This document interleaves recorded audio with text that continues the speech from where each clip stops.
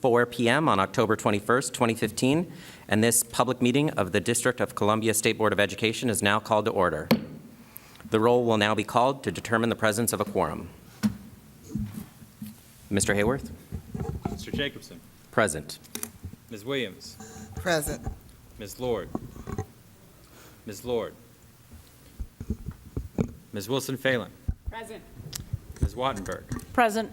Ms. Anderson? Present. Mr. Jones? Mr. Jones? Mr. Whedon? Present. Ms. Jolly? Present. Mr. Contreras? Present.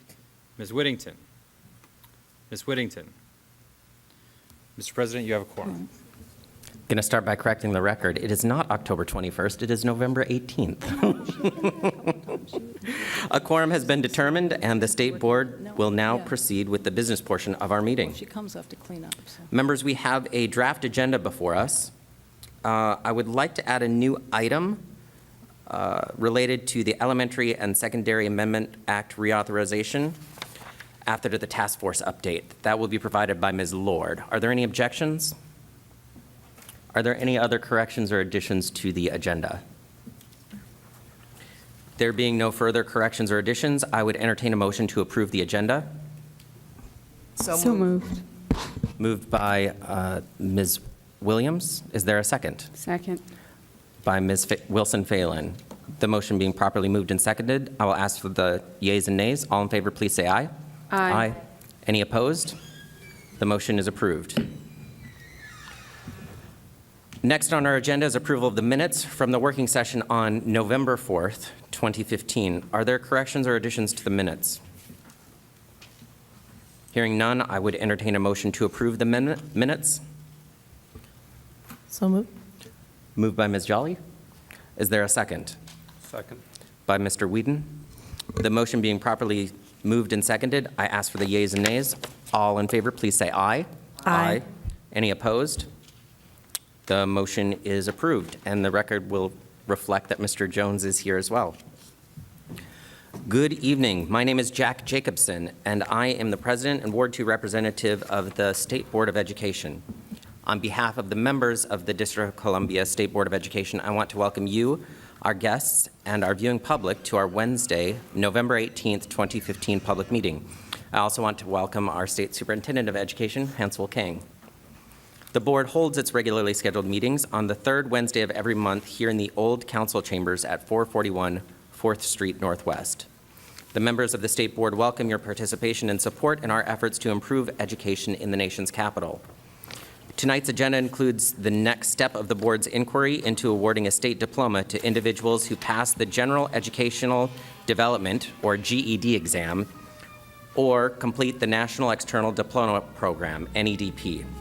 The board has been considering this issue over the course of this year, and tonight we will consider a resolution that, if approved, would initiate the process for OSSE to promulgate regulations establishing a state diploma for GED and NEDP recipients. We will also receive an update on our high school credit flexibility task force, chaired by Ms. Wilson-Phelan of Ward 1. I was able to attend a task force meeting last Tuesday, and I was impressed with the thoughtful discussion taking place. In particular, the task force was able to hear directly from students, whose perspective is incredibly important as we consider any policy changes. I thought that was very refreshing, and I appreciated that aspect of the meeting. I look forward to hearing more about the task force work. We'll now hear introductory comments from our State Superintendent of Education, Hansel Kang. Good evening, President Jacobson and members and the public. It's great to be here. I just wanted to say I'm grateful for the board's continued engagement around the state diploma. We continue to believe at OSSE that the state diploma has the potential to remove barriers to employment and higher education, creating new pathways to success for adults who have passed the GED or completed the NEDP. And I'm looking forward to the vote this evening. If the board chooses to pass the resolution that is on the table, OSSE will proceed with the rulemaking process and return to the board for approval of the final rulemaking to implement the state diploma.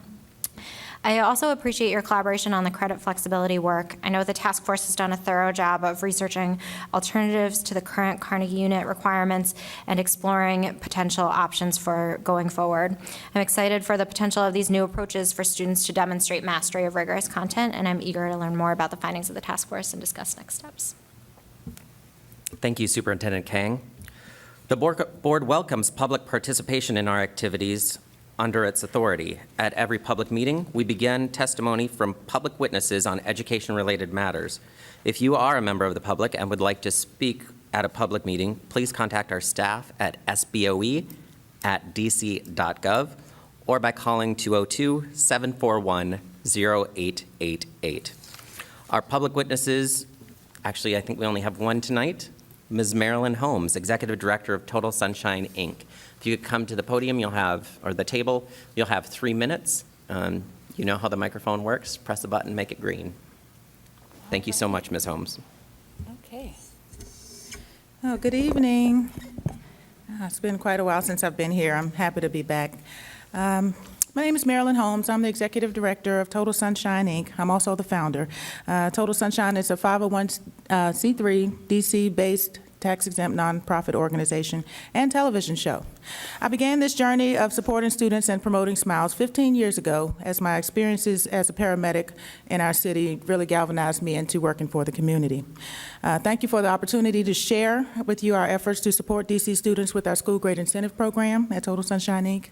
And this program provides technological tools to DC's valedictorians and salutatorians citywide, public and charter schools, annually. The 8th annual ceremony is scheduled for June 2016, and we're looking forward to meeting those fabulous young people, the hardest workers that we have. It's just an exciting time every time for me. So far, we have supported 456 DC valedictorians and salutatorians. It's not an easy thing, I'll tell you. Now, our school grade incentive program, we also support diligent students with technological tools, as well as we provide anti-violence life coping skills seminars in schools with anti-bullying measures. We know that bullying is a huge problem nowadays, and we try to address it as much as we can. Of course, when I come with my experiences as a paramedic and talk to the young people, they always tend to listen up because I've seen them out there in different situations as a paramedic, and so they can relate to a lot of the things that I say. Onward. Let's see. Our school grade incentive program televises recognition for diligent students. We try to put the word out that there are good students here in the city, and we like to put them on the spot if they're interested in being televised. We also provide community service opportunities, but there's an open invitation with Total Sunshine to every young person in the city to attend the Martin Luther King Annual Peace Walk and Parade. I generally am on the committee. I'm once again on the committee again. They can come out and get their community service opportunity and hours with us and have some fun, do some chanting and some cheering. Martin Luther King said, "I have a dream." I'll be out there with the Total Sunshine banner. It's going to be a huge yellow and black banner, and we'll also have a banner for little James Perkins, the 2009 salutatorian of Johnson Middle School. He passed away, but he was a fantastic young scholar. He was a salutatorian, and I'll tell you, it's really a sad loss for Ward 8. However, we go out there, and his family comes out and carries his banner every year, and so anyone that wants to come out and participate with us is more than welcome. Alrighty, I'll now share a brief letter from one of our supported valedictorians from the class of 2015. Don't want to go too far over my time. Okay. Alrighty, so dear Total Sunshine, I would like to take this opportunity to thank you and your entire organization for having me in mind this year. I am humbled to be honored by Total Sunshine for a scholarship in recognition of being the valedictorian of Phelps Architecture, Construction, and Engineering High School's 2015 class. I worked extremely hard for my accomplishments, and it is organizations like yours that support and encourage me on my journey to continued success. In the fall, I will be attending Towson University, majoring in psychology and kinesiology. Your scholarship award will go far to support my long-term goals of becoming a relationship counselor and/or physical therapist. He said a few more things, but I just thought it was so freaking awesome. And so I was like, okay, well, let's share some of the outcomes of our hard work. It's been 15 years, and I'm a volunteer. I'm a paramedic and a few other things in the city as well, but it's been an interesting journey. The invitation is open for each and every one of you to come to our annual reward ceremony to applaud our valedictorians and salutatorians. And we welcome you to come and give them advice for the future as well. In the past, we've had some members from the board to come, and I'll look forward to hopefully seeing you all there as well. So if someone wants more information about our school grade incentive program, they can feel free to log on to totalsunshine.org or call us at 202-575-0462. Thank you again for this wonderful opportunity to address you, and I'll be happy to correspond with anyone that's looking to support diligent students. Thank you. Thank you, Ms. Holmes, and thank you for coming down. All right.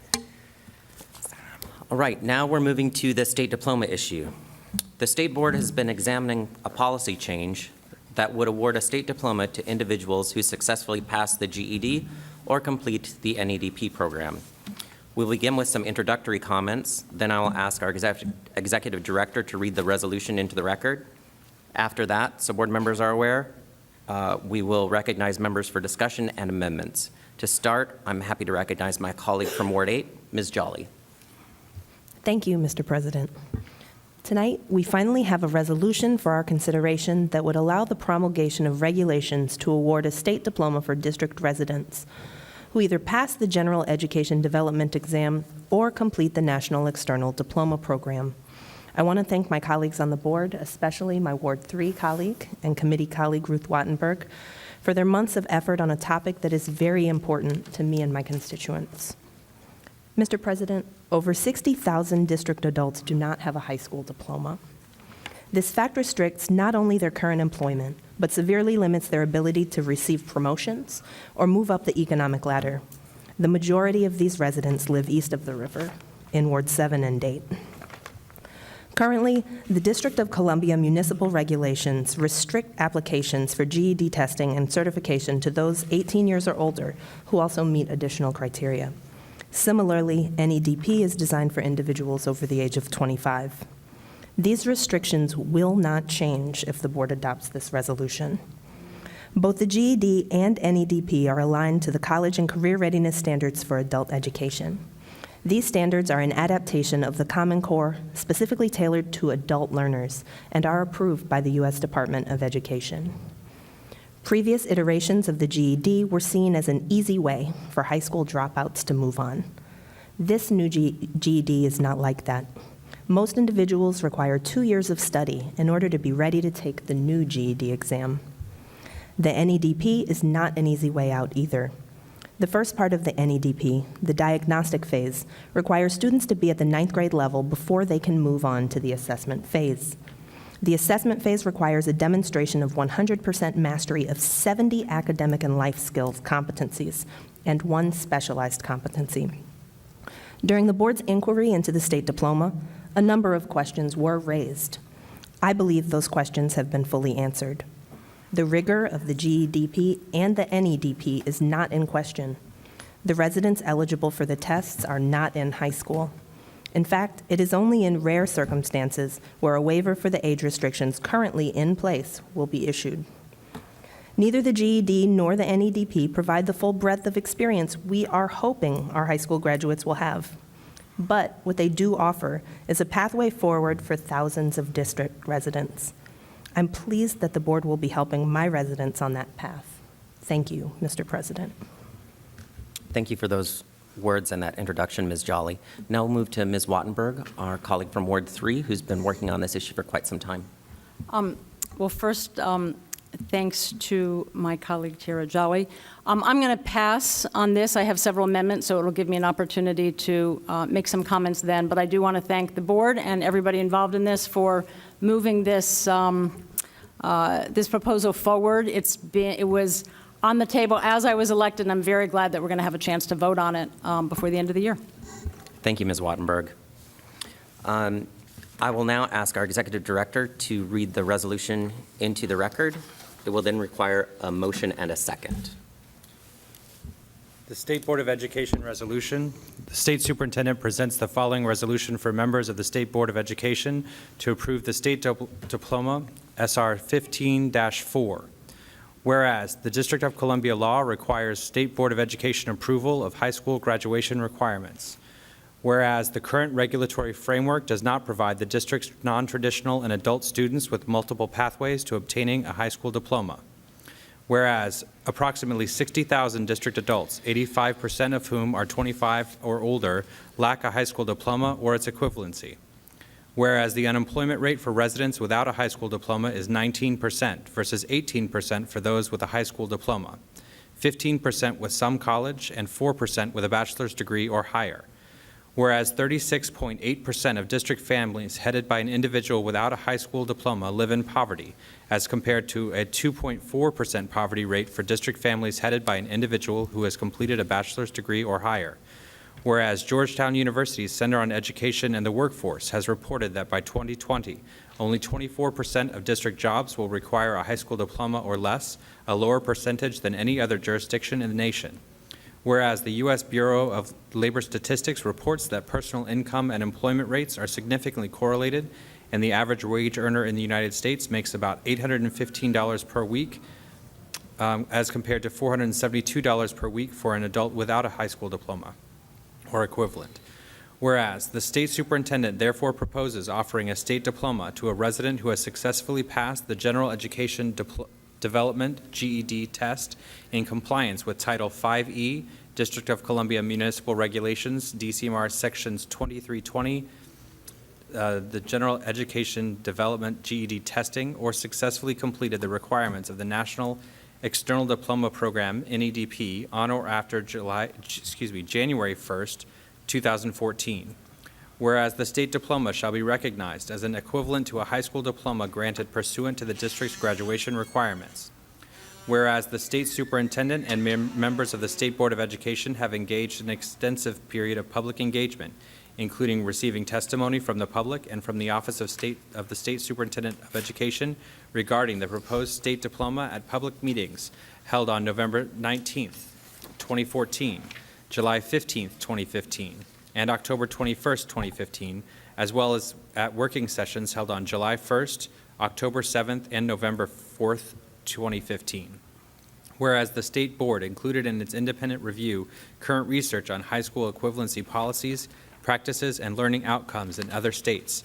Whereas members of the public, employers, and research underscored the need for accountability, transparency, and annual reporting by providers of high school equivalency programs to identify and replicate best practices, including such measures as exam passage rates, trends in enrollment and feeder patterns, academic growth, and employment rates 6, 12, and 24 months after successful completion of the GED, NEDP, or other approved high school equivalency exam. Whereas in the district, an applicant for the GED test shall be at least 18 years old, and an applicant for the NEDP shall be at least 25 years old, with limited exceptions to the age requirement for both the GED and NEDP as approved by the state superintendent. Whereas the state diploma provided for passing the GED test or successfully completing the NEDP shall not be included in the district's state or school level calculation of the adjusted cohort graduation rate. Whereas the State Board of Education has reviewed the elements of the proposed state diploma and finds they may eliminate barriers and ensure district residents have additional opportunities to access educational and career pathways to the middle class regardless of past experiences. And whereas the State Board of Education requests that the state superintendent provide a report to the State Board assessing and evaluating the aggregate impact of the state diploma every 5 years, beginning in January 2019, that includes, but is not limited to, the successful passage of the GED test and successful completion of the NEDP for those residents enrolled in publicly funded adult education programs. Now therefore be it resolved that on November 18th, 2015, the State Board advises that the state superintendent promulgate proposed rulemaking that includes the elements of the state diploma as proposed in this resolution. Thank you, Mr. Hayworth. I want the record to reflect that Ms. Lord, our at-large member, has joined us. No thanks to Metro. I would now entertain a motion on the resolution. I move that the resolution be passed in its entirety. Moved by Ms. Anderson. Is there a second on the resolution? Second. Seconded by Ms. Jolly. Thank you. The motion has been properly moved and seconded. Is there discussion or amendments? I'd like to make an amendment. Ms. Wattenberg from Ward 3. First, I'll read the amendment, and then I will motivate it. And can I ask, do I have 3 minutes for the total of those two things? Is that how that works? If you keep it around there, we'll give you a little latitude. All right. Whereas the GED was recently rewritten to include more rigorous content than was included in the past, consistent with the Common Core state standards, and whereas the development of the GED and the threshold for passing the GED was established based on substantial research, including field testing, equating and reliability procedures and analyses, and a nationwide norming study, and whereas it is designed to represent a level of performance defined as, quote, not too high as to hold adult learners to a higher standard than that of graduating high school seniors, and not too low as to threaten validity of the results for use in awarding a GED test credential. And whereas the norming study establishes that GED recipients have reached an achievement level that is at least as high as 40% of current high school graduates, and whereas we believe that students reaching this threshold have earned the right to be awarded a diploma, and whereas we intend and hope the city will also publicize the high achievement represented by a state diploma. And my motivation for this is, in the lead up to this vote, I did a lot of research. I worked with my colleagues. I visited 2 of our adult ed charter schools that provide GED preparation, the Academy of Hope and Carlos Rosario. The work that these schools are doing is amazing. The work that the students are doing is amazing. The work that the staff is doing is amazing. One of the great benefits to me of working on this issue was really discovering for the first time the incredibly vibrant adult ed sector that exists here in DC. I was very impressed by it, and I look forward to working with them in the future. In addition to the visits, we have heard testimony from students, providers, and employers. When I was at these schools and when we heard from these groups in testimony, one thing was constant, and Board Member Jolly referenced this as well. Individuals felt that despite their hard work, the GED was stigmatized by employers.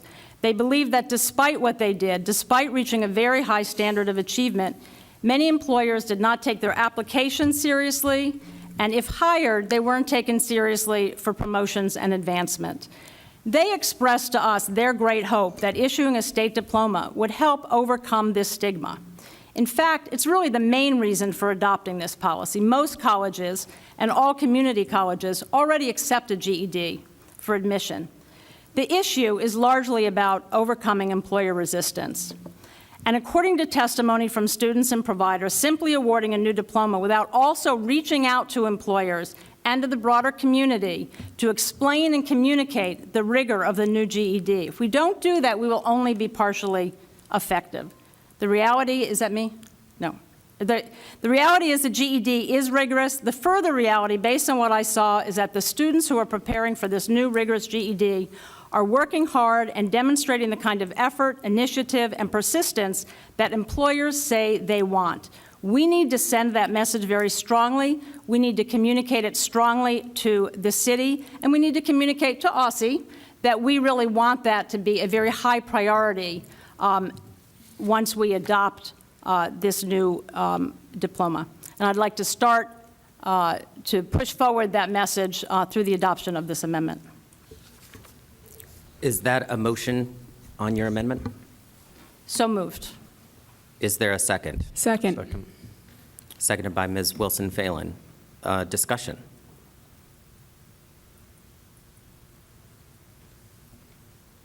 If not, I have a friendly amendment. Oh, I'm sorry, Ms. Lord. So just to be clear, we're discussing the proposed amendment. Correct. I totally support the need to publicize and to celebrate the rigorous work that our students are doing. I guess my question would be, is this appropriate in a resolution advising the state superintendent to promulgate a rule?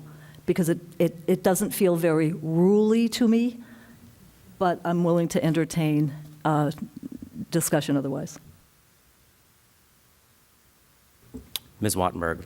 Yeah, I would just say that in other resolutions that we've adopted, we have included some of the argumentation in it. So it seems to me it's totally appropriate. You have way more seniority than me, but you've helped me edit my own resolutions, and it seems to me we have done that in the past. So it seems appropriate to me. Mr. Whedon. I'd like to echo the concerns of my colleague from Ward 3 that merely passing this resolution without also substantial outreach to the employer community won't accomplish our goal.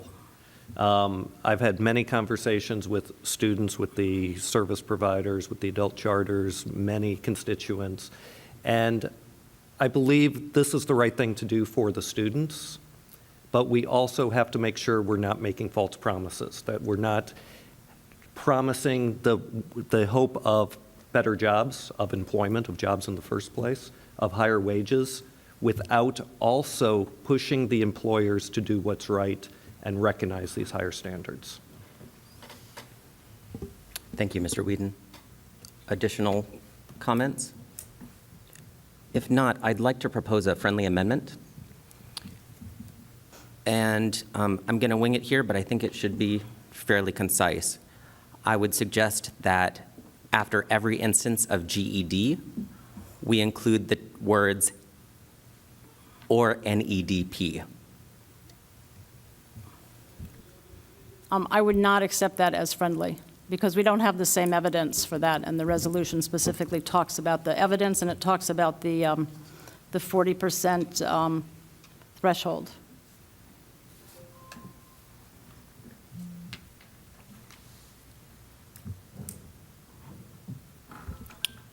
Okay, thank you. Any additional discussion? If not, we'll have a roll call on the amendment. Mr. Hayworth? The question is on the amendment. Mr. Jacobson? No. Ms. Williams? No. Ms. Lord? No. Ms. Wilson-Phelan? Yes. Ms. Wattenberg? Yes. Ms. Anderson? No. Mr. Jones? Yes. Mr. Whedon? Yes. Ms. Jolly? No. Mr. Contreras? Yes.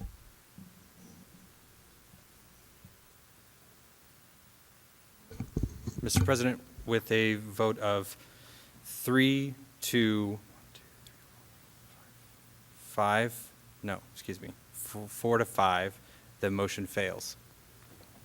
And the record will reflect that Mr. Contreras also voted aye? Correct. Thank you. Additional amendments? Ms. Wattenberg? Yes, I have another amendment here, 1 second. Okay. This is on your papers, Amendment 2. I'll read it and then I'll motivate it. Whereas this research, and this refers to the research that we've done, whereas this research, including research by Nobel Award winner James Heckman and the National Educational Longitudinal Study, suggests that making high school equivalency certificates more accessible and prestigious can have the unintended effect of leading some teenagers and current high school students to opt out of a traditional high school program in the belief that the alternative could be easier. And whereas these students could end up with neither a traditional diploma nor a state diploma, and whereas the State Board wants to minimize such unintended consequences. I will motivate it. When we first began work on this issue, part of what I said was that we would really try to look at the trade-offs, because virtually any policy does, in fact, come with trade-offs. And I have been very impressed that in looking at the GED research, I feel like it's a very good policy, and the one trade-off is, as I say, that it could lead some students to decide not to pursue their high school diploma in the traditional schools. And I think if they're teens and they're in those schools, that would be very unfortunate. I've raised this. We've raised this research in meetings, and I am very happy to say that OSSE agreed on a compromise on this, or put forward an idea, which was to make sure that in calculating the high school graduation statistics, students who earned equivalency certificates would not be included in those statistics at the school level or the city or state level. And that's terrifically important because it continues then to leave the responsibility with the schools to make sure they do what is necessary to help those students get through and earn those diplomas. So just as in the previous amendment, I thought it was important to communicate to employers the rigor of the GED. With this amendment, I think it's very important to communicate, again, to our schools, to our agency, to our community, to our kids, to our parents, that we want them to continue school, and they should not be misinformed that this will be an easy out. It will not be. And the one other thing I'd like to say is I have here, this is a newsletter from the National Dropout Prevention Center. And in talking about why students drop out of high school, they talk about a survey done by the National Educational Longitudinal Study, one of the most respected studies that we have. And in that survey, they asked students why they dropped out. And the number one reason was students said they missed too many school days, and the number two reasons was they thought it would be easier to get a GED. And how many of them actually decided to drop out and take a GED and didn't get either the GED or the diploma, we don't know. But that's not what we want to have happen. And so that's why I'm proposing this. And you so moved it? I so move it. Is there a second on the motion? Second. Second by Mr. Jones. Is there a discussion? Ms. Jolly?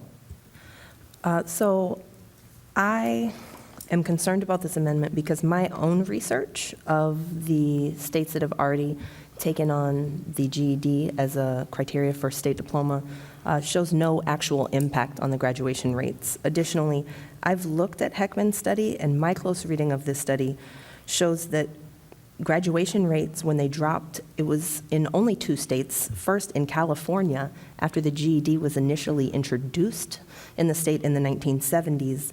And then again, graduation rates dropped in some districts in Oregon when those districts signed up for a program called Options, which allowed schools to receive public funding, but also allowed them to transfer at-risk students to GED programs.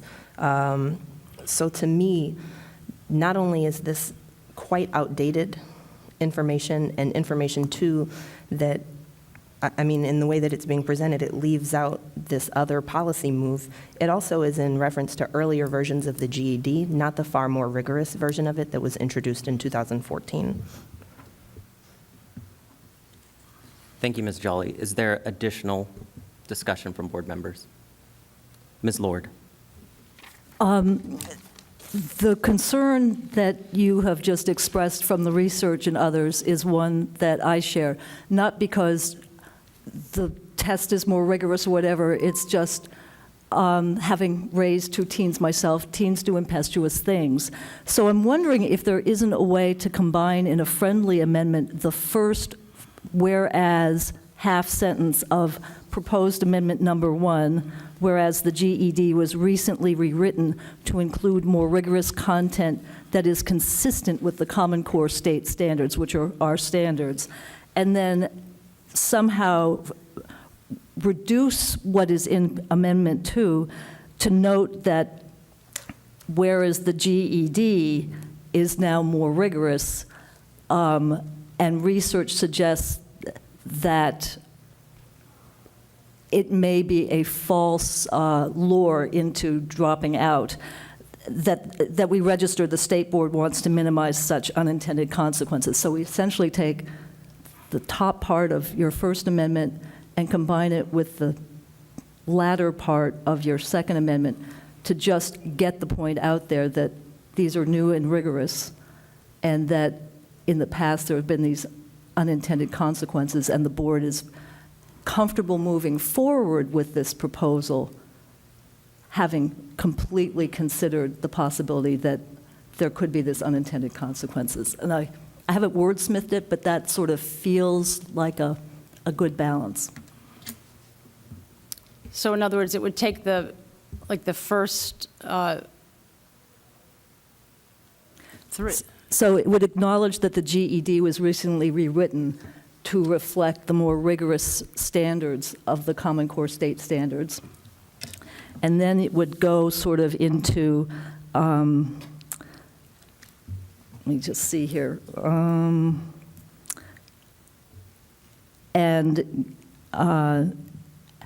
Whereas it was recently rewritten, the state board wants to minimize such unintended consequences, which in the past have included an incentive for students to consider dropping out. I mean, it sounds fine to me. I don't see how you can get to the desire not to have the unintended consequences without mentioning the research.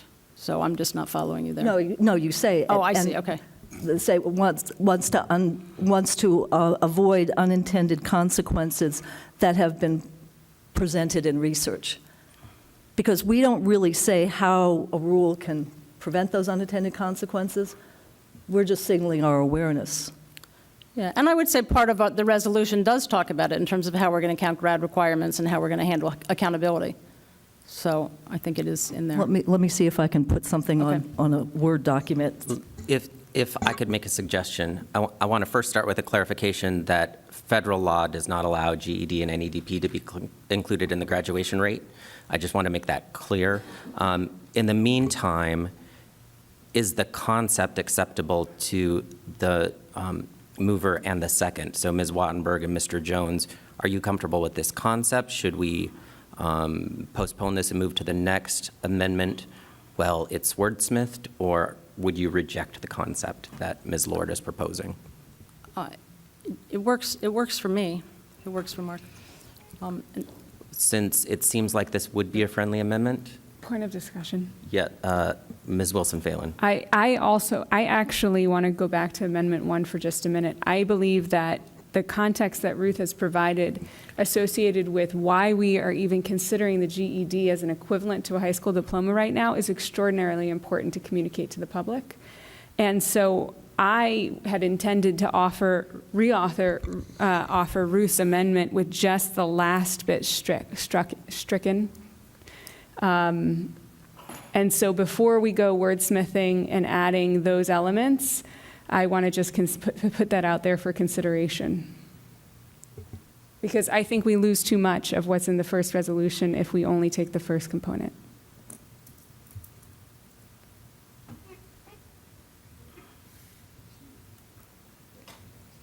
Yeah. So from what I heard from the discussion from the state board members that voted against this First Amendment was that they didn't. The First Amendment is off the table. It's yes, been but I am dealt with. saying I would intend to reintroduce it as a different amendment under my name using Ruth's language and the last. Then we need to finish the discussion on the motion that's Right, currently on and the table. as that discussion is being, if they're already going to take and parse apart Amendment 1, I want to make sure my intention is clear, so that's considered as they parse together a new version of Amendment 2. We're on Amendment 2 right now. I understand that, Joe. Point of information. Mr. Whedon. The conversation can pertain both to the amendment and the underlying resolution, correct? I think so.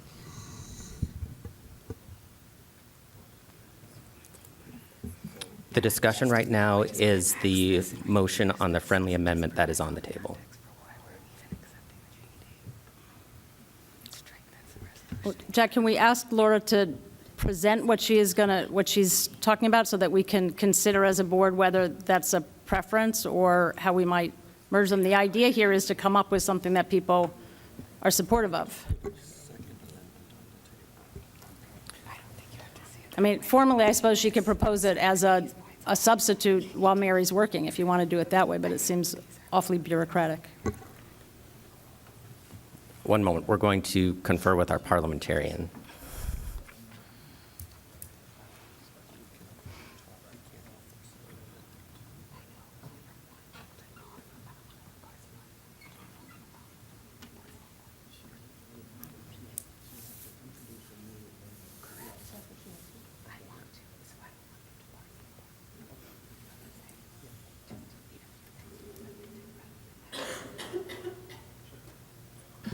Our parliamentarian, executive director, Mr. Hayworth, will give us a rundown of where we are and next steps.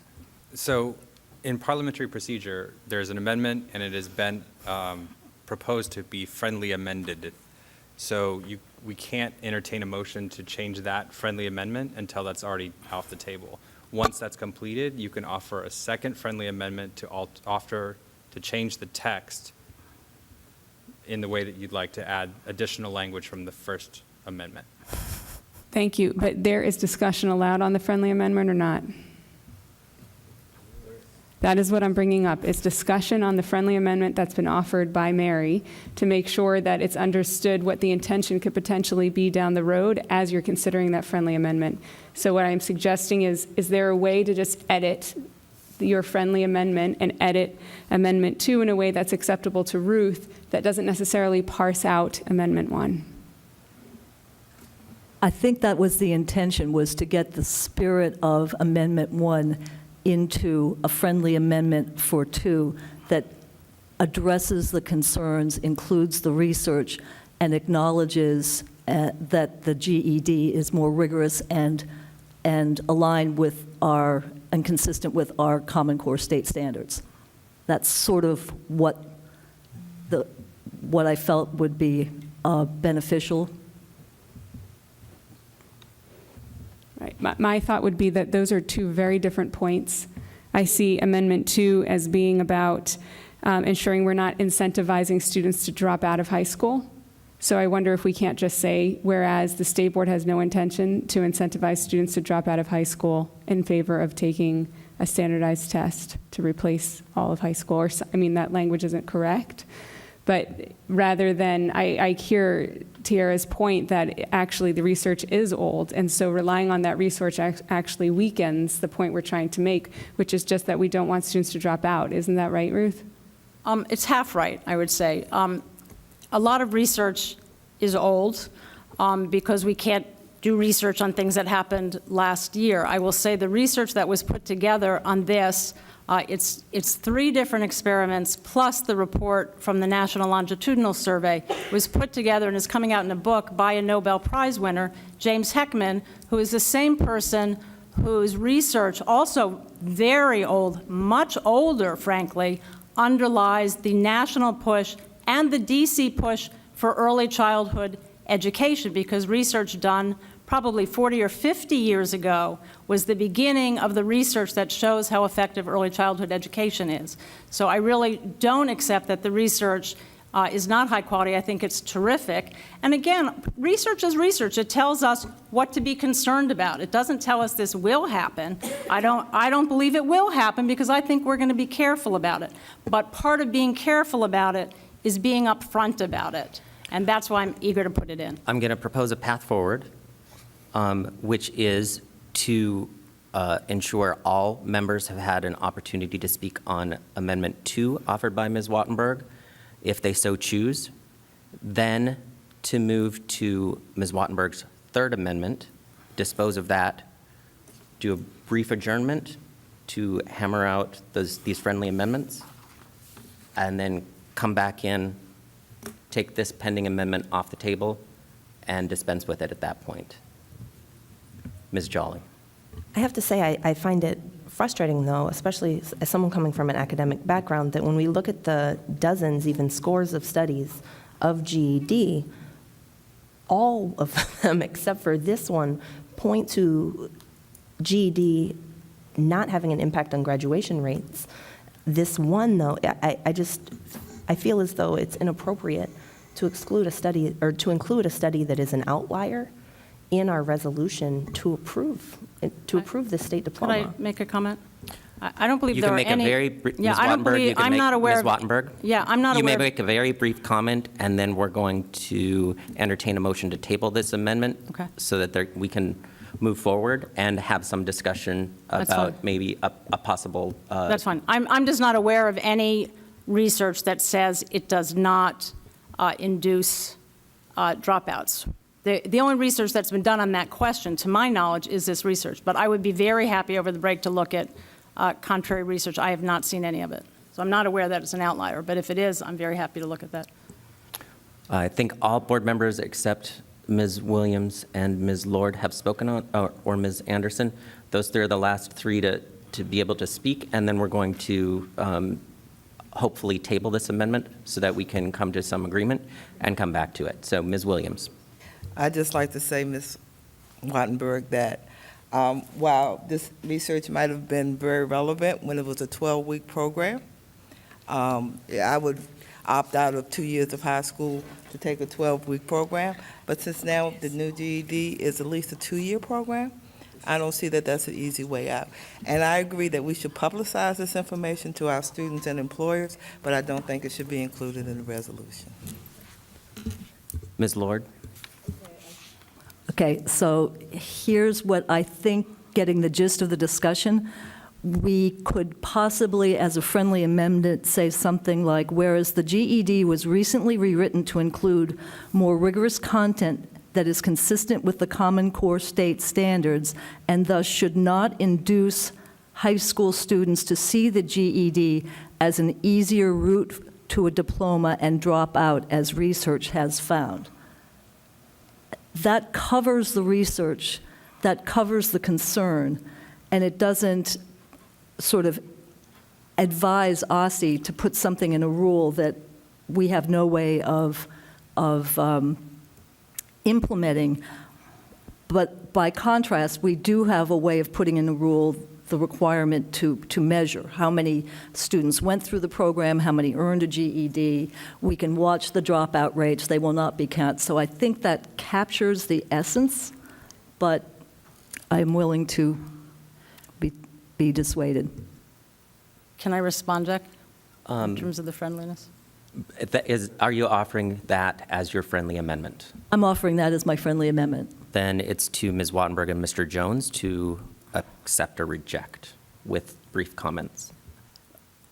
My problem with that is it suggests that because it's a rigorous exam, this issue does not exist at all, and I don't think that's the case. The problem is that people don't yet understand that, and people will think, because that's what teenagers do, is they will have the idea that it's easier.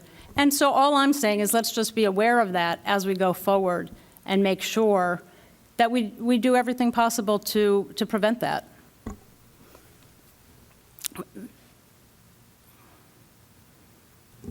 Well, I think it's a fair, friendly amendment, however, but it's not my original amendment, but I think it's a fair compromise, the last friendly amendment. I'd like to give Ms. Anderson an opportunity. I looked at Heckman's research on this, and I have a problem with a couple of things in it. First of all, his research looks at dropouts. They ask dropouts, people who've already dropped out of college or people who are already in GED programs, why they're actually in those programs. Now, a person who's already dropped out of school would, of course, say something was easier in retrospect. To go back, it would be easier, getting a GED would be easier than going to get a high school diploma. So I think that the wording in some of his question items, his survey items, was vague and ambiguous, so it led to some vague and ambiguous statements. I also found that in his research, much of his research, he concludes that in related areas, he concludes that programs such as, I think, not referring to specifically Head Start, but some other programs such as job training programs and other programs that have acknowledged some level of efficiency in terms of addressing moving, like we say in the district, moving underserved students or students who've gone through the GED route to the middle class. His conclusion is that those programs have not been effective, and I think that there's been some research to show that perhaps he's mistaken in that regard. But I think particularly that for both amendments, I think that I have a problem with an amendment that says that these students have earned the right to be awarded a diploma. I think that the resolution itself indicates that we are deeming these students to have a right. And I think if we say that they have a right, it makes it someone sounds just so kind of haughty to me. It just sounds very, actually, I think it's actually a very stigmatizing phrase in that first amendment. But I think that the amendment as it stands is appropriate and fulfills the intention of the board. I think if we have things, if we insert things that say that we want to, what we intend and what I think that gets very subjective. And it's probably also very hard to substantiate in a resolution. So those are my problems with both of these friendly amendments. We can call the question on this amendment, or we can table this amendment to allow for the friendly amendment. Motion to table. Is there a second on the motion to table the friendly Second. amendment offered by Ms. Lord? Second by Mr. Jones. Point of order. The original sponsor of the friendly amendment did not accept it, so we should not need to vote on this, do we? Correct. Thank you. So there won't be a vote on the friendly amendment because it was not accepted. So Motion to table the consideration of Amendment 2. is there a second on the motion to table the underlying amendment? Second. Second by Mr. Jones. I will ask our Executive Director to call the roll on the motion to table the Wattenberg Amendment 2. The question is on Amendment 2 offered by Ms. Wattenberg. Mr. Jacobson. Aye. Ms. Williams. Yes. Ms. Lord. Yes. Ms. Wilson-Phelan. Yes. Ms. Wattenberg. Yes. Ms. Anderson. Yes. Mr. Jones. Yes. Mr. Whedon. Yes. Ms. Jolly. Yes. Mr. Contreras. Yes. Mr. President, the motion is tabled. Thank you. Board members, think if we're going to try and rework that behind the scenes. In the meantime, do any members have additional amendments, or any other members have amendments? Ms. Wattenberg. Thank you. This is my last one, you'll all be very happy to know. And you have it in your handout. It strikes the word NEDP and several phrases using the term NEDP in various places in the resolution. And let me motivate that. As I've said, I am very impressed with the rigor of the GED. Some people may know I started out very much as a skeptic, but I very much believe that recipients should be awarded a state diploma. The GED took very seriously the complaints about its rigor. You know, it used to be called the good enough diploma. They took those complaints seriously, complaints they got from employers, complaints they got from students who felt the lack of rigor fueled the stigmatization, and it remade its test.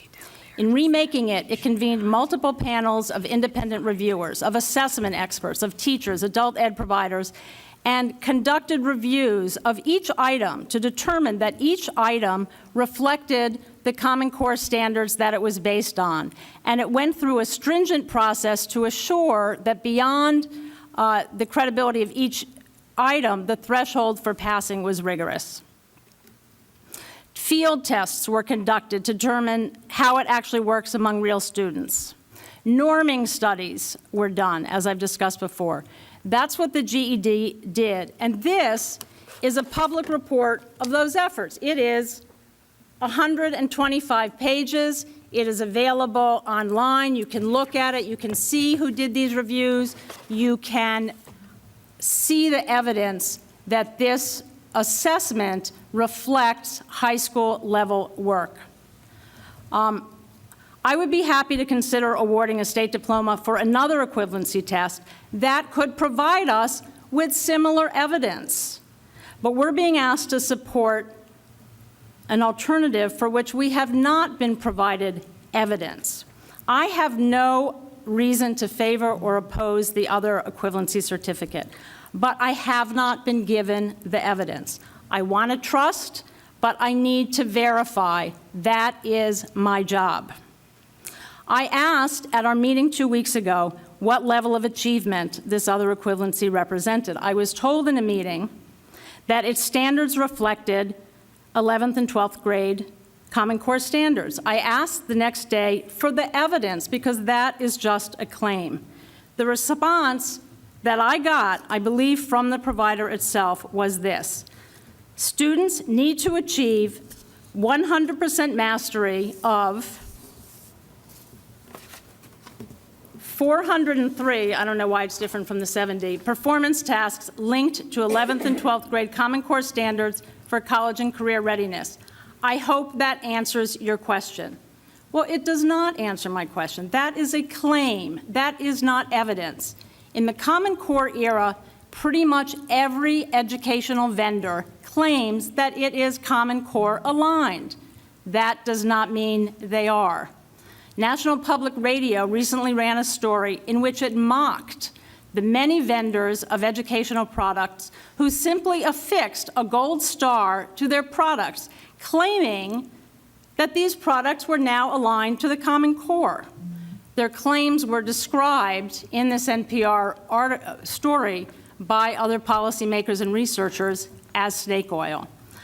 I have no idea if this assessment assesses what it says. I hope it does. I want to provide a diploma to people who earn it, but I don't know. I asked OSSI if the claims for this assessment could be reviewed by its psychometricians. I have not had a response.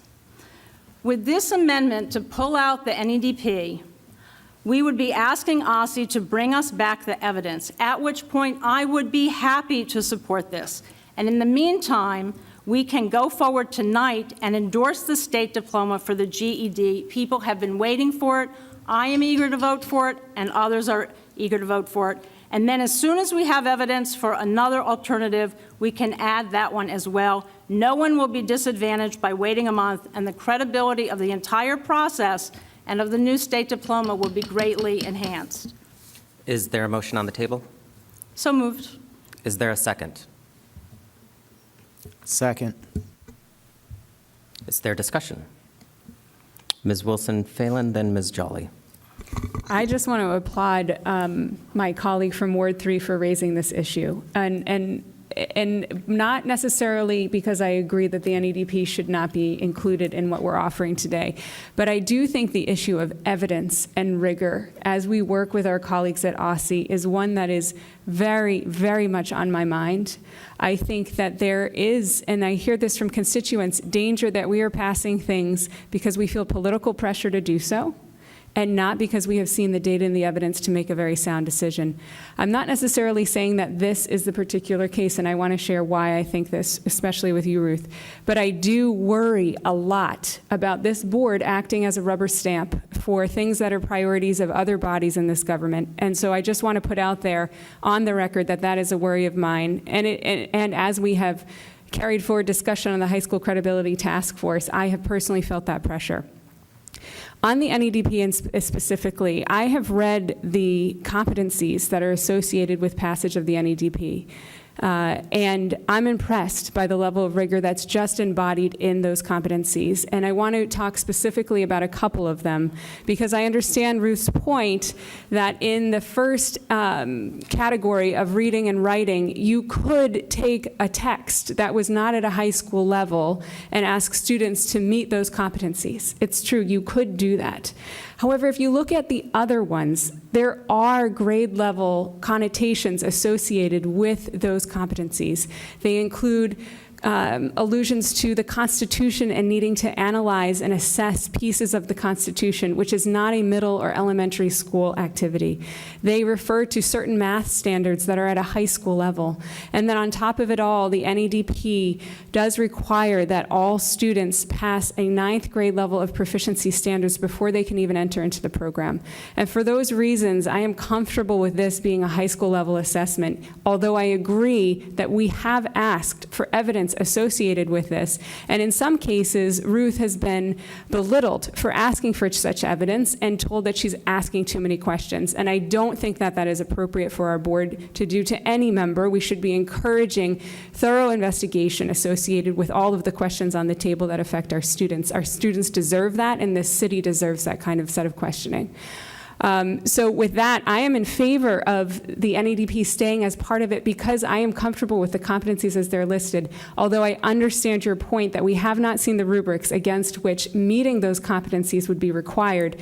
That is important as we consider the next phase of of flexibility associated with high school graduation and credit, because we will be recommending most likely some type of competency-based approach and avenue for students, and I don't want that to go forward or implemented in any sort of way that doesn't have rigorous rubrics associated with it. And so I share all of that in the broader context of high school credit flexibility and with significant support for the questions that are being raised by my colleague. Thank you, Ms. Wilson-Phelan. Ms. Jolly. I echo Ms. Wilson-Phelan's belief that the NEDP standards are in fact rigorous and Common Core aligned. As an educator who has worked to develop standards-based lessons and to implement standards-based lessons, not just in classrooms, but in after-school programs, in museums for over a decade, I know how to read standards.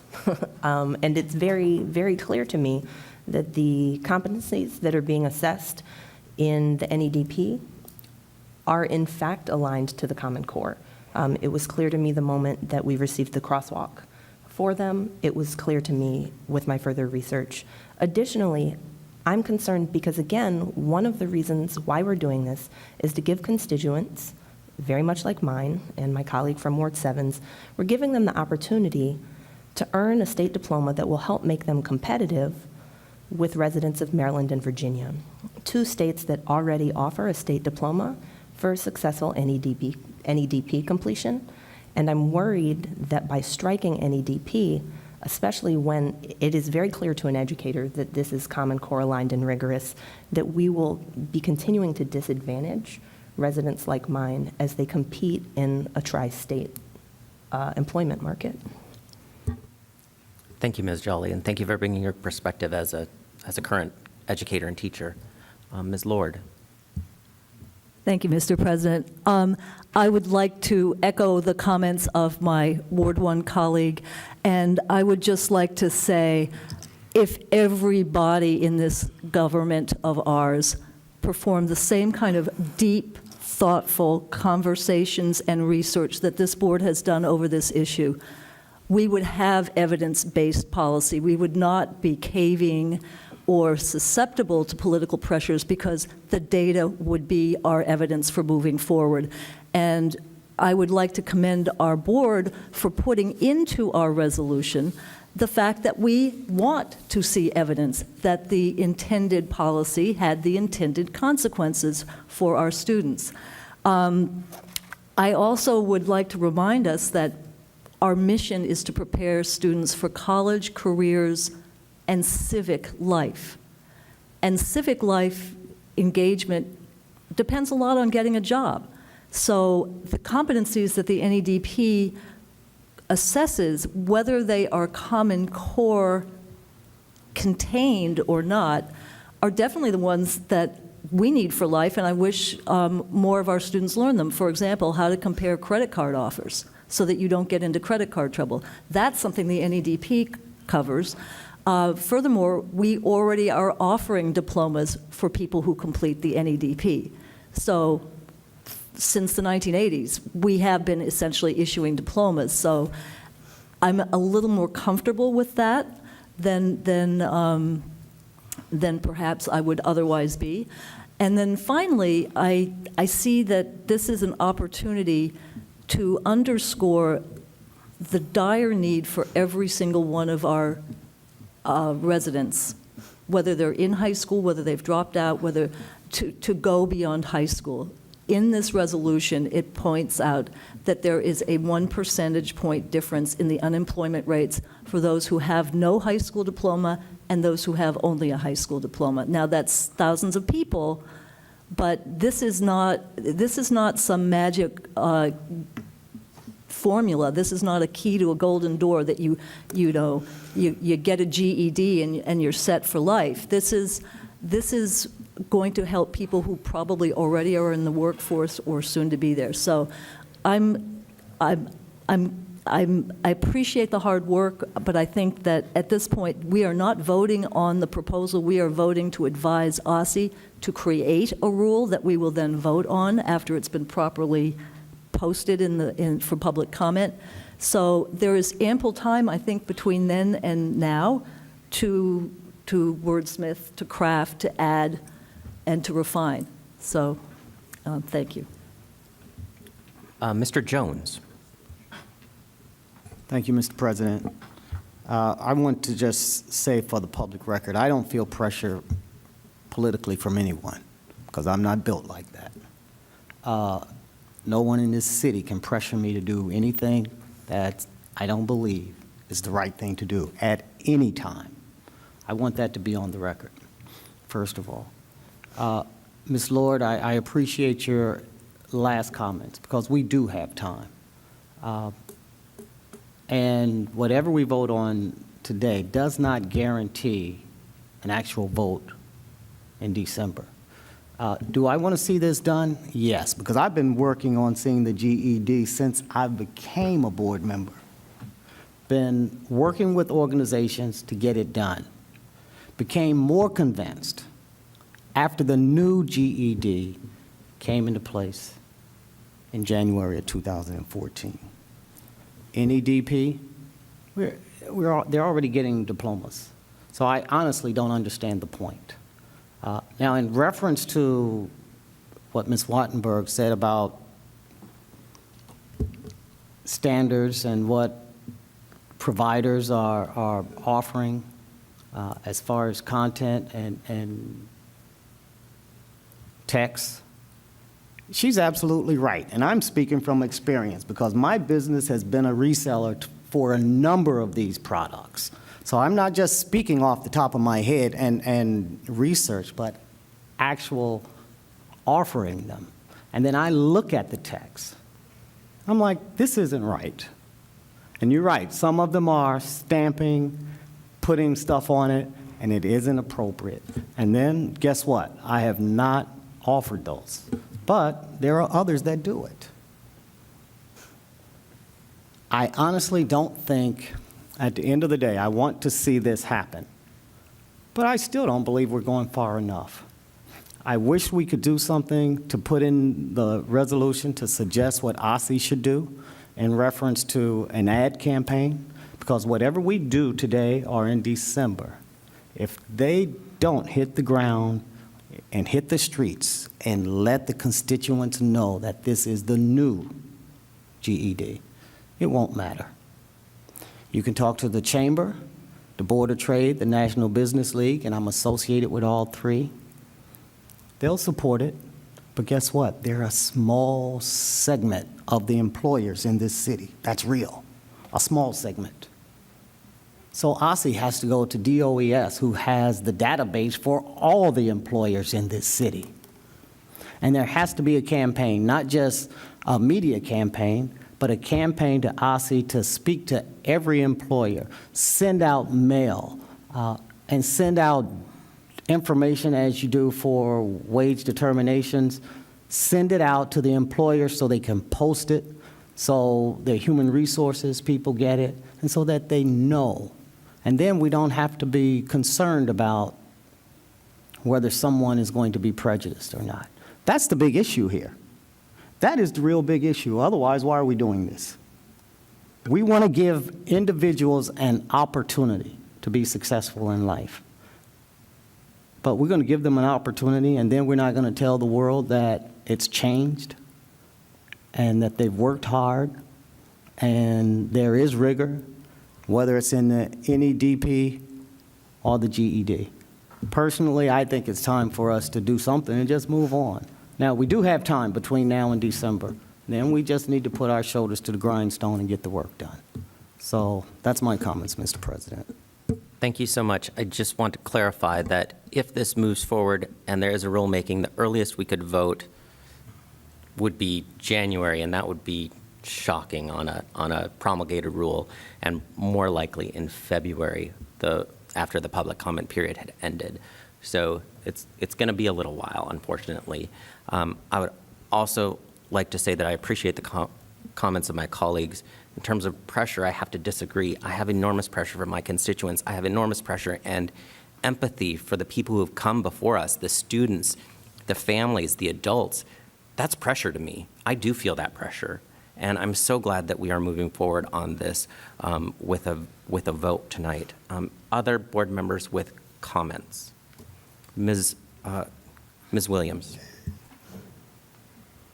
Thank you, Mr. President, even though you forgot my name. I'd just like to echo the sentiments of the other board members. I think this is an especially important issue, especially for the citizens of my ward and Ms. Jolie's ward. Our citizens are the most affected by this rulemaking. And I want to thank all the board members who've put so much effort into making this happen. Every day, I get questions from my constituents as I travel around my ward asking is this going to happen? This is really important to me. So I'm glad to see that we have come to some kind of agreement, and we're going to put forth this draft for OSSE to finish the rulemaking. Thank you all. Are there any additional board members that wish to speak? I'd just like to Ms. comment Wattenberg. on the comments. So I want to thank my colleagues for their very thoughtful comments on my comments. And I do want to say, I also want to give multiple opportunities, terrific opportunities to the folks in this city who want to get an education and who have not been able to get into the jobs that they deserve to be in. But I want to give those opportunities based on credible programs, and I want them to be able to know that the programs are credible and the employers to know that they're credible. And I'll just say, reading standards, standards are not the same as the assessment. Tasks are not the same as a rubric for assessing the standards. So I do want to say, I don't think we've been given the evidence. I hope that we will be given the evidence prior to December, because everybody deserves that. And with that, I move this amendment. The amendment's been moved. Are you calling a question, I'm assuming? I guess so. Ms. Wattenberg has called the question. We will have a roll call vote. Mr. Hayworth? The motion is on Amendment 3, offered by Ms. Wattenberg. Mr. Jacobson? No. Ms. Williams? No. Ms. Lord? Nay. Ms. Wilson-Phelan? No. Ms. Wattenberg? Yay. Ms. Anderson? No. Mr. Jones? Yes. Mr. Whedon? Yes. Ms. Jolly? No. Mr. Contreras? No. Mr. President, the motion fails. Thank you. Now I would suggest that we recess for 5 minutes to figure out how to dispense with Wattenberg Amendment Number 2. 5-minute recess.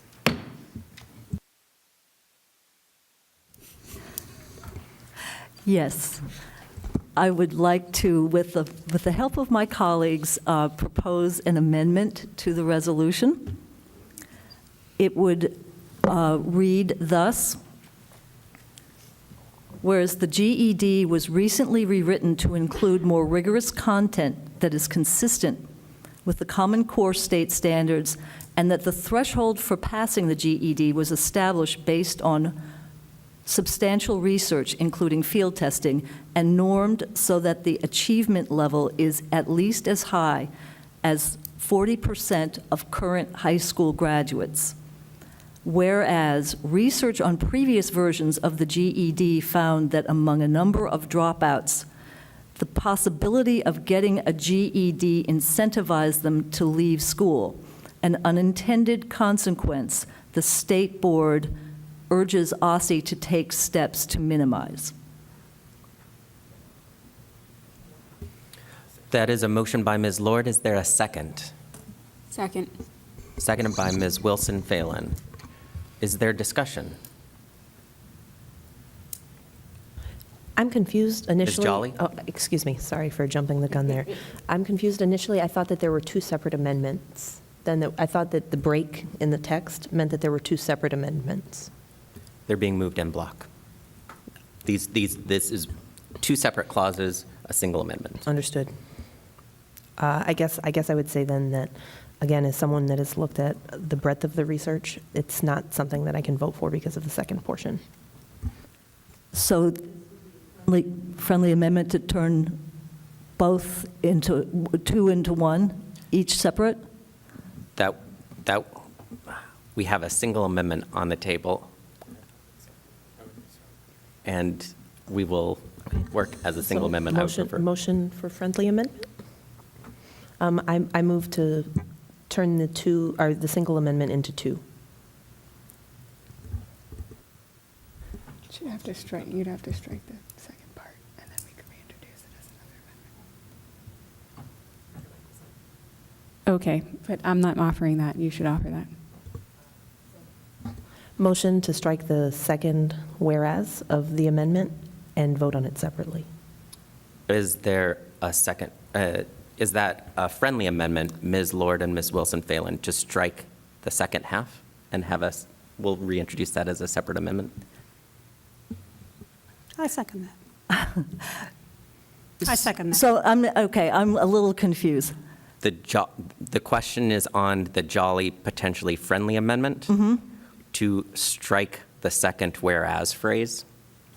That would need approval from Ms. Lord and In Ms. other words, Wilson-Phelan. it would, instead of having two whereases, we would just have the first and not mention the research. Correct. That could be introduced as Lord Amendment number 2 if you so chose.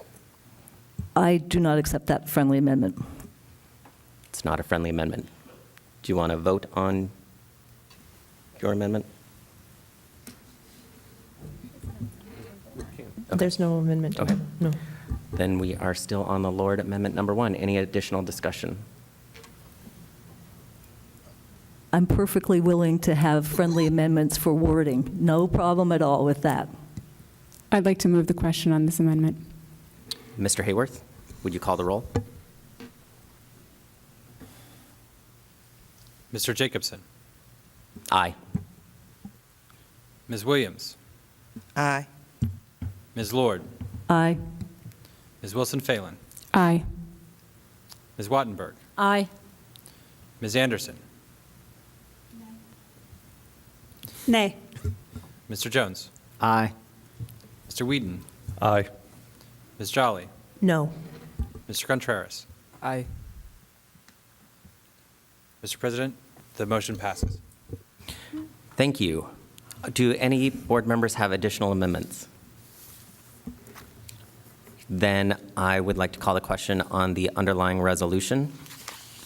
Mr. Hayworth, please call the roll. Wait, can we have comments on the resolution? Can we talk about the resolution? The main resolution as amended? Yeah. Ms. Wattenberg. Yes, so thank you. So I have found this a very interesting process to go through. I have learned a lot. I have tried mightily to convince my colleagues that I was right on a number of these issues, and I did convince some on some, and I'm happy for that, and I did not succeed in convincing everyone of all of them. So I wanted to say I hope that when we have a month, as Mark and others have said, we have a month, there is time for people to come forward with more evidence or to reconsider whether or not we want to have a high school diploma for which we don't have evidence. So I am ever hopeful for that. But I did want to say I am going to vote for this. I really want this to go forward for the students who have earned the GED. People have been clamoring for us to vote on this for a long time, and so I wanted to move forward. So I just thought I should explain my vote. Thank you. Do any other board members have comments on the motion as amended, the resolution as amended? Then we will have a roll call vote. Mr. Hayworth, please call the roll. The question is on the motion to approve the resolution as amended. Mr. Jacobson? Aye. Ms. Williams? Aye. Ms. Lord? Aye. Ms. Wilson-Phelan? Yes. Ms. Wattenberg? Aye. Ms. Anderson? Aye. Mr. Jones? Aye. Mr. Whedon? Aye. Ms. Jolly? Aye. Mr. Contreras? Aye. Mr. President, the motion passes. Thank you, and thank you to my colleagues for the lively discussion and the cooperative nature in which we've all worked, even when we haven't agreed. I think it speaks highly of this body and of each individual board member, so thank you very much. Now, we're going to move on to an update on the high school credit flexibility task force.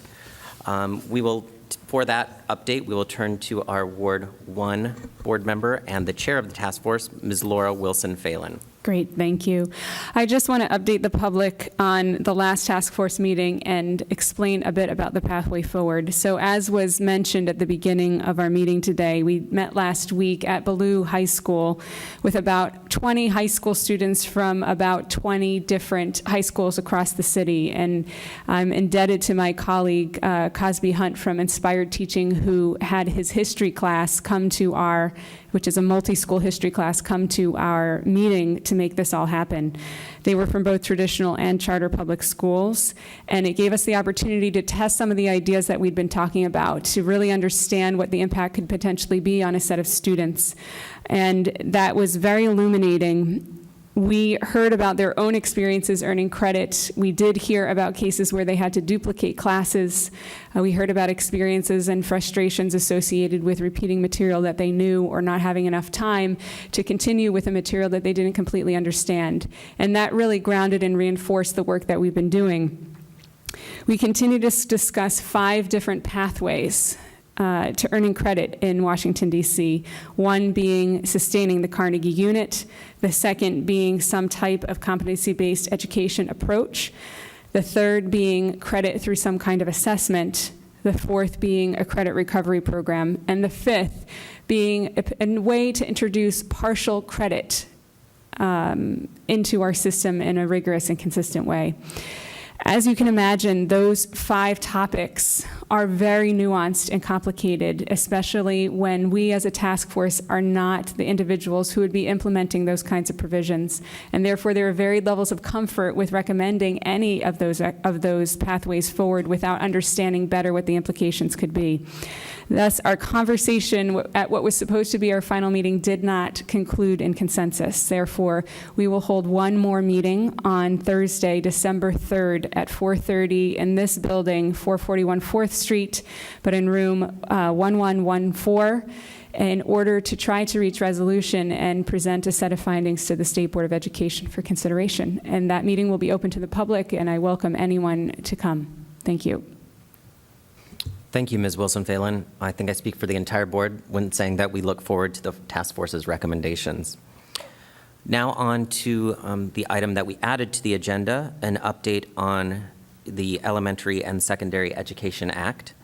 As many of you know, Congress is considering a reauthorization of ESEA. It is expected that the bills passed by the House and Senate will be conferenced this week to resolve remaining differences. Our at-large member, Mary Lord, who is also the current president of NASB until January, I believe, has asked for a few minutes to discuss what we might see in a final bill. Ms. Lord? Thank you. I just wanted to take a quick opportunity to say thank you to so many of the board members who attended the NASB annual conference in Baltimore last month, at which we had something called Real Clear Politics, as Carl Cannon was sort of Real Clear ESEA. This is also known as No Child Left Behind. And at that time, not 1 month ago, the betting was there's no way Congress is going to reauthorize this legislation. And there were some bets made.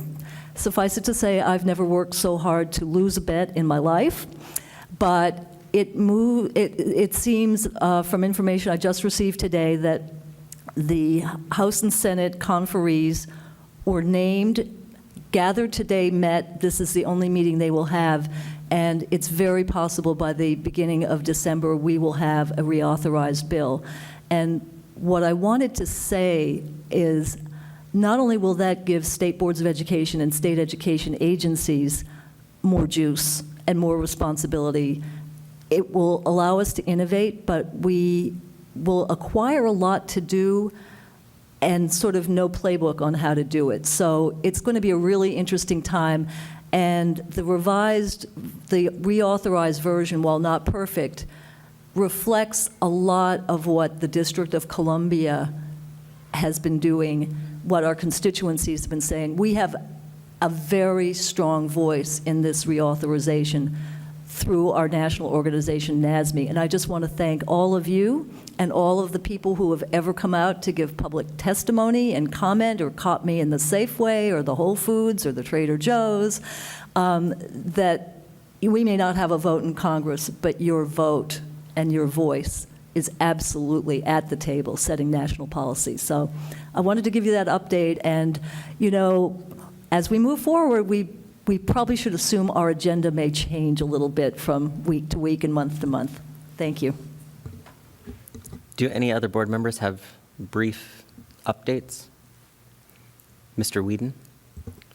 I would just like to encourage the public to engage in the budget process over the coming months, especially for DCPS. They have announced a series of meetings to engage LSATs, local school advisory teams. That information is available on DCPS's website.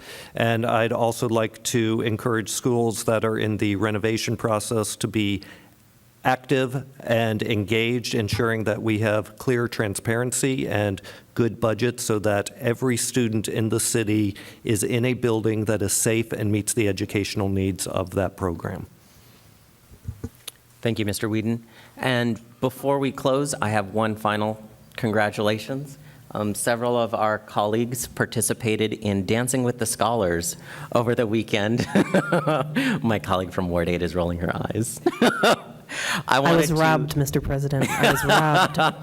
I wanted to congratulate. Sequins. I wanted to congratulate Mary Lord, our at-large member, for winning Dancing with the Scholars, benefiting the William O. Lockridge Foundation. She and her student took first place. Go, Mary.